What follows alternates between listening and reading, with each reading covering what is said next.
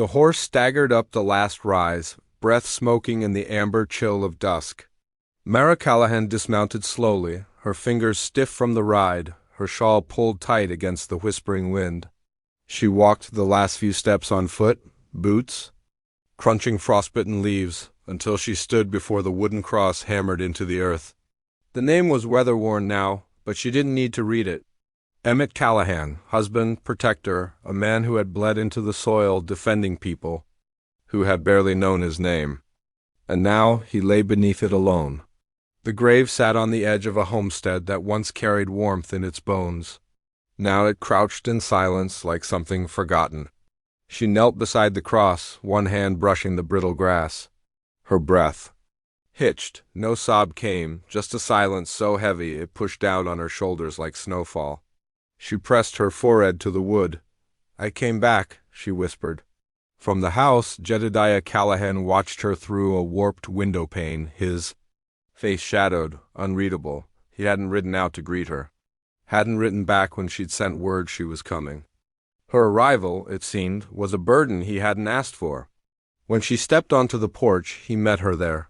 Older than Emmett, with the same jaw but none of the softness. His face was a chisel, his eyes were winter. He didn't offer a hug. Didn't even move to take her saddlebags. "You can stay the night," he said, voice low as gravel. "Barn's dry." She gave a single nod, more tired than angry. She had not come for comfort.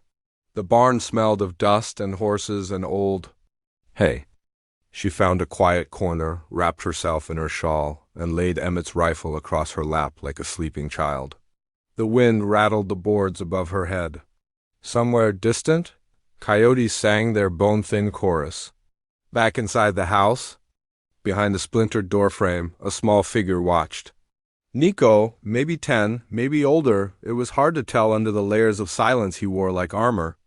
Half Chickasaw, half something else, he had been with Jed for 3 winters now, taken in after a raid that burned his village and left him with a limp and a hollow behind the eyes.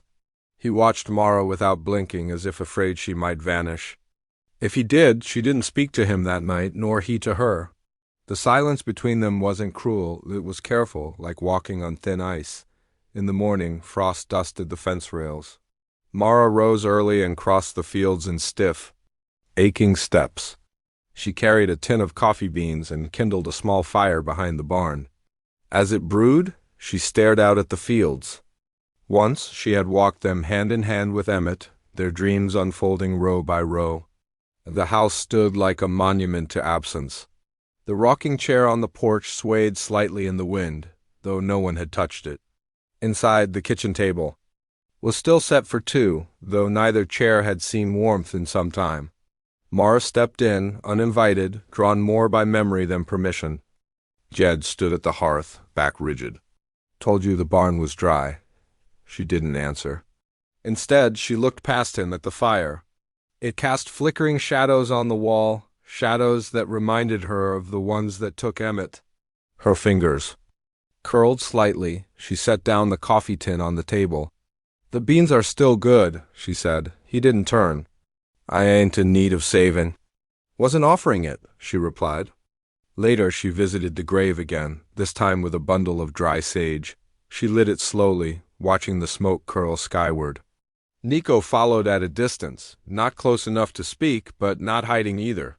When she finished her quiet ritual, she looked up and saw him, one hand gripping a leather cord around his neck. "You knew Emmett?" she asked softly. The boy nodded. "I was his wife." Another nod, then silence. Then, almost too quiet to catch, he said, "He gave me this," and pulled out the object on the cord, a small carved eagle feather, smoothed. From years of touch, Mara's breath caught. Emmett had carved one just like it for her when they married. She touched her own neck, now bare. That night, Jed didn't speak as he sat beside the fire, but he didn't turn her away when she laid. Another blanket on Nico's cot. He didn't object when she mended the broken shutter flapping in the wind. And when she placed a steaming tin cup of coffee on the table beside his, he looked at it for a long moment before taking a sip. No thanks passed between them. But for the first time since she'd arrived, the chair stopped rocking and stayed still. Mara rose before the sun, her hands cracked from cold and her breath steaming as she cinched her shawl tighter against her shoulders. The sky was still indigo when she stepped outside, hammer in one hand, twisted wire in the other.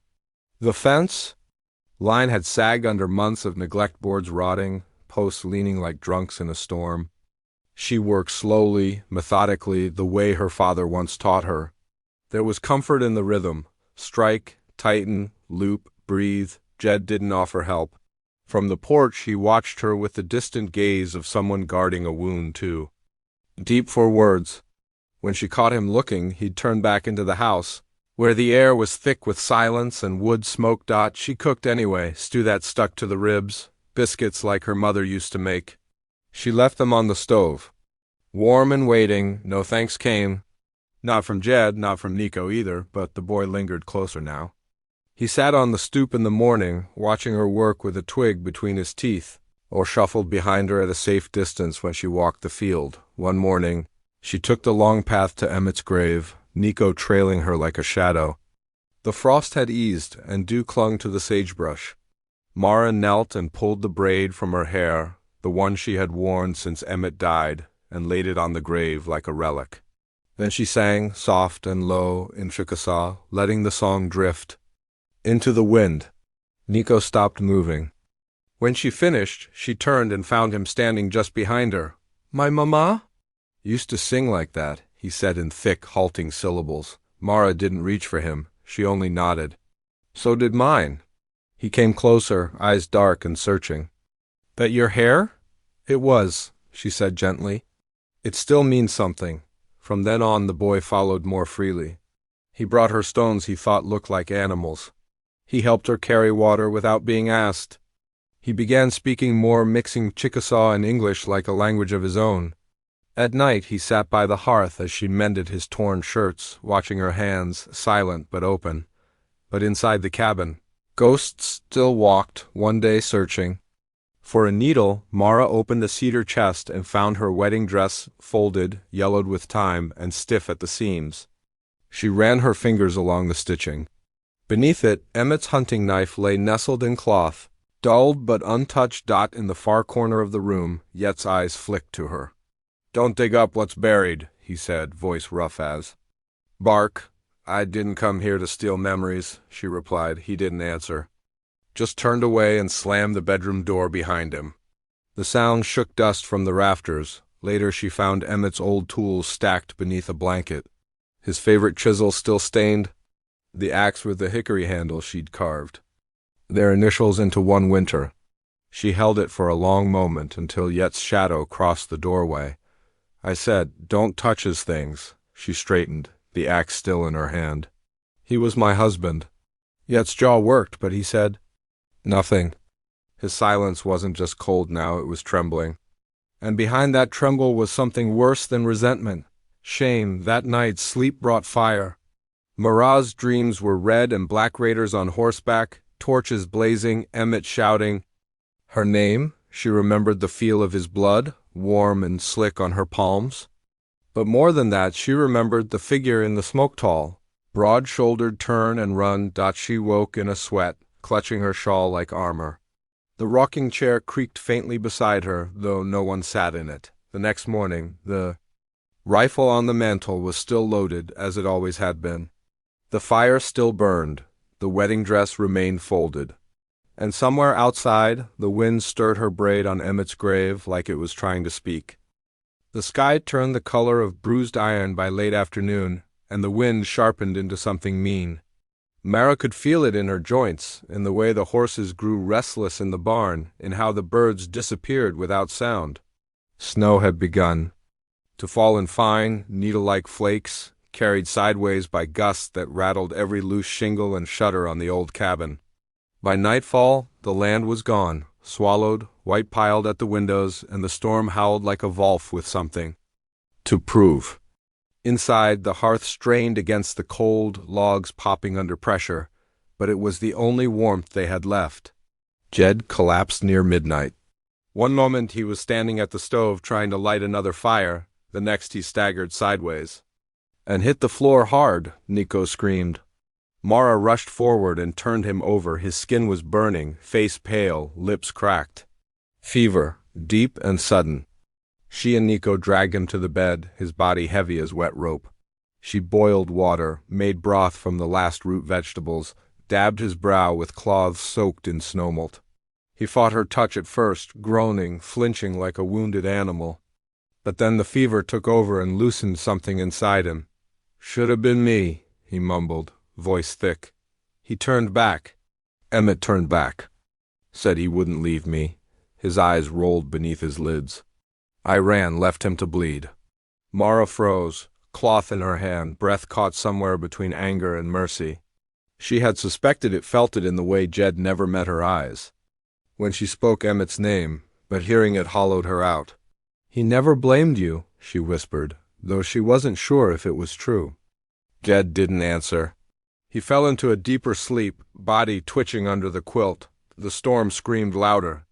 Just before dawn, a knock came at the door, sharp, measured, wrong. Mara motioned Nico behind the stove, where the shadow of the chimney made a safe dark.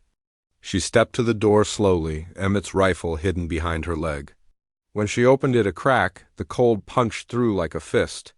A man stood there, wrapped in furs, eyes too calm for the weather. His beard was iced at the edges. Snow clung to his boots in quiet heaps. He smiled, but it didn't reach his eyes. "Storm caught me on the trail," he said. "Looking for shelter?" Mara nodded slowly, gaze darting to the patch on his shoulder, the faint mark of a scorpion stitched into the leather. She knew that mark. The men who raided Nico's village wore it. The men who killed Emmett. "I'm alone here," she said. "Steady, widow, just passing through." "The place was empty when I found it." The man's smile widened. "No man around to watch your fire?" "No man," she said again. He leaned slightly, trying to see past her shoulder. "Looks lived?" I keep warm." There was a pause. His eyes narrowed slightly, but he didn't press. "You got coffee?" "No, shame." He tipped his hat and stepped back into the white. "Be safe, then." She shut the door fast, locked it, then nailed 2 boards across it for good measure. Her hands were shaking, but her heart was steel. That night, she didn't sleep. She sat in the rocking chair, rifle across her knees, eyes on the door. The fire hissed and spit. The wind clawed at the roof. She kept watch. Jed stirred near dawn, sweat on his brow, fever broken. He opened his eyes to see her curled in the chair, chin resting on her chest, the rifle still in her arms. The light from the dying fire painted her hair red and gold, and something in his face softened a recognition, maybe, of everything she had become in the space of one long storm. He didn't speak, but he watched her as though he'd never truly seen her before. The storm passed like a fever breaking slow, sullen, and heavy with aftermath. Snow still blanketed the hills, but the sky lightened, and the wind lost its teeth. The air smelled clean and cold. Jed rose from the bed on the 3rd morning, pale, and shivering but standing. His body moved like it had forgotten how. Mara helped him to the chair by the fire without a word. He didn't thank her, but his eyes softened when Nico brought him a tin cup of broth. Later he said her name, Mara. She looked up from the potatoes she was peeling. "You've fixed the east fence?" "I did." "South post still leans." "I know," he nodded. It wasn't an order nor a dismissal. It was the shape of something resembling conversation. From then on he spoke in low tones, offering small things. He carried wood to the pile, limping. Fixed the hinge on the barn door. Once, after she'd cooked without salt, he handed her the spice tin silently the next morning. She took it with a glance. No thanks, no smile. But he kept offering, she kept accepting. They moved like ghosts, sharing the same space, tethered to the same grief. Nico, though, bloomed like wild grass in spring. He followed Mara everywhere, asked questions, told stories in bursts of Checkasaw and broken English. He began carving with Emmett's old blade, hands deft for a boy his age. He brought her a little animal every evening, first a rabbit, then a bear, then a bird with wings outstretched. "Is it a dove?" she asked. He shook his head. "Hawk, because you see everything." She held it for a long time, the small weight of it warming her palm. "Thank you," she said. That night she found Jed at the table, whittling something of his own. He glanced up, not startled, but sheepish, like a child caught in mischief. "Didn't mean to interrupt," she said. He gestured for her to come closer. In his rough hands was a wooden picture frame, edges smoothed, corners etched with simple lines. "Not fancy, just true. For Emmett," he murmured. For his picture, she reached to take it, and their hands brushed. The touch was light but stayed longer than it needed to. When she looked at him, his eyes didn't retreat. The silence that followed wasn't cold anymore. It felt ... full, like the cabin had taken a breath it hadn't drawn in years. Outside, the snow cracked beneath a heavy boot. Nico sat up straight by the hearth. Mara turned, hand already inching toward the rifle near the door. Jed rose with her, limping fast. 3 figures stood at the edge of the tree line, shadows in the blue dusk. The stranger from the storm, unmistakable in his fur collar, and 2 others beside him, broad men with rifles slung low. They didn't come closer. Just stood watching the house, smoke curling from the chimney. Mara pulled the curtain aside slowly, just enough to see. "They've come back," she said. Yet's jaw tensed. "Looking for what you denied them?" "No," she whispered. "They're looking for blood. They want to finish what they started." Jed stared out the window, face stony. "Then we better be ready." Inside, the warmth of the fire licked at the floorboards, but it no longer soothed. It stung, because it meant they had something left to burn. The snow softened the world into silence, but it couldn't hide the scent of danger. Mara knew it by instinct. Now the stillness of birds, the nervous shift in the horses, the way the trees seemed to lean toward the cabin as if bracing for what was coming. She rose early and didn't speak much.